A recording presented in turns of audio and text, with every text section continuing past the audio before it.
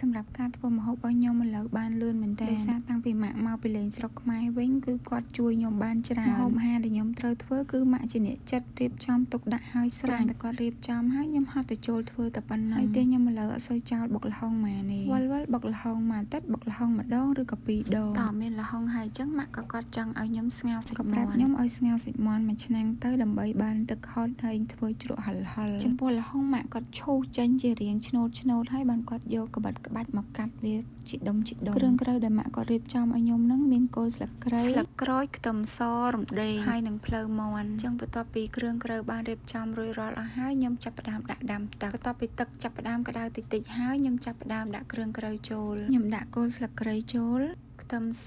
រំដេងស្លឹកក្រូចខ្ញុំគ្របឲ្យវាចេញជាតិបន្តិចមកបាទខ្ញុំចាប់ផ្ដើមដាក់អំបិលហើយអំបិលខ្ញុំដាក់2ស្លាបព្រាកាហ្វេប៊ីចេងមួយចុងស្លាបព្រាកាហ្វេហើយខ្ញុំថែមជាមួយនឹងទឹកត្រីកន្លះវែកតូចទៀតបន្ទាប់ពីទឹកពុះខ្ញុំចាប់ផ្ដើមចាប់សាច់មាន់ដាក់ចូលសាច់មាន់ឥឡូវខ្ញុំអត់សូវរើសយកប្រភេទស្វិតទេតាំងពីខ្ញុំដុតម្សានោះមកជិត3ម៉ោងខ្ញុំមានអារម្មណ៍ថានឿយណាយជាមួយមាន់ស្វិតមកសុខចិត្តរកអាសាច់រៀងផុយល្មមដើម្បីកុំឲ្យចំណាយពេលយូរពេកពេលទឹកចាប់ផ្ដើមពុះតិចហ្នឹងពពុះហ្នឹងក៏វាឡើងមកដែរអញ្ចឹងខ្ញុំចាប់ផ្ដើមយកវែកហ្នឹងមកដួសចេញមកដើម្បីឲ្យទឹកស្ងោរយើងវាថ្លាល្អហើយស្លឹកក្រូចនិងស្លឹកគ្រៃក៏ខ្ញុំចាប់ចេញដែរព្រោះវាចេញជាតិរួចហើយបើសិនជាទុកក៏វាចង្អៀង